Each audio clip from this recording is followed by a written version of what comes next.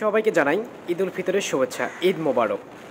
এত রোদ তাপমাত্রা, তারপরও আমরা বের হলাম আজকে, কারণ আজকে হচ্ছে ঈদের দিন। এই ঈদের দিনে আসলে রোদ গরম তাপমাত্রা কিছুই মানে না। বের হতে হবে, প্রকৃতি দেখতে হবে, প্রকৃতির সৌন্দর্য উপভোগ করতে হবে। তাই আমরা বের হলাম। আমাদের ভ্রমণ লোকেশন হচ্ছে মহাদেবপুর, নজিপুর টু মহাদেবপুর। যাবার পথে রাস্তার প্রাকৃতিক সৌন্দর্য খুব ভালো লাগছে, কিন্তু তাপমাত্রার জন্য একটু কষ্টও হচ্ছে। তাপমাত্রা বেশি থাকলেও আজকে বাতাসের বেগটা খুবই বেশি আছে, এই জন্য খুব একটা কষ্ট হচ্ছে না। একটা কথা ভাবছি যে রাস্তায় আগে ছোট ছিল, কিন্তু গাছপালার জন্য অনেক ছায়া থাকতো, কিন্তু এখন রাস্তাটা অনেক বড় হয়েছে, কিন্তু রাস্তার গাছপালা না থাকার জন্য তাপমাত্রাটা বেশি লাগতেছে। রাস্তাটা কমপ্লিট হলে আমি প্রশাসনের কাছে অনুরোধ করব রাস্তার দুই পাশে যেন গাছ লাগানো হয়, কারণ এই গাছগুলো লাগালে আমাদের যে তাপমাত্রা, এই তাপমাত্রা থেকে আমরা বাঁচতে পারবো এবং বিশুদ্ধ অক্সিজেন পাবো।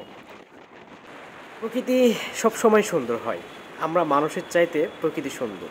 প্রকৃতি দেখতে ভালোবাসি, প্রকৃতি আমার মনে প্রাণে ছুঁয়ে গেছে, তাই প্রকৃতি দেখতে সবসময় বের হয়ে আসি। বাংলাদেশের ভৌগোলিক পরিবেশ যেন চেঞ্জ হয়ে গেছে, কারণ আপনার এখন বেশি তাপমাত্রা এবং গরম হচ্ছে। আর আসলে যেটাই বলেন না কেন, শীতের সময় শীত বেশি হচ্ছে, গরমের সময় গরম বেশি হচ্ছে।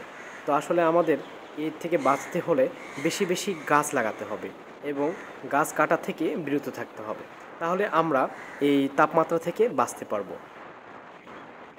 রমজান মাস আমাদের কাছে সবসময় স্পেশাল হয়, কারণ এ মাসে অনেক নিয়ামত এবং অনেক ইবাদত করতে পারি আমরা, এবং নফল ইবাদত করলে অনেক সওয়াব পাওয়া যায়। আর এই 30টি রোজার পরে আমরা এই ঈদ উল ফিতর উদযাপন করি, এই জন্য বেশি আনন্দ আমাদের মাঝে। কারণ দীর্ঘ একটি মাস আমরা রোজা রাখি, নামাজ পড়ি, সেহরি করি, ইফতার করি, এগুলো করার পরে আমরা এই ঈদ পালন করি। এই জন্য আমাদের এইটা অনেক ভালো লাগে এবং সবার মাঝে একটু আনন্দ কাজ করে। আজকে আমার ভিডিওটি এই পর্যন্তই। আবারও দেখা হবে নতুন কোনো ভিডিওতে। সেই পর্যন্ত ভালো থাকুন, সুস্থ থাকুন।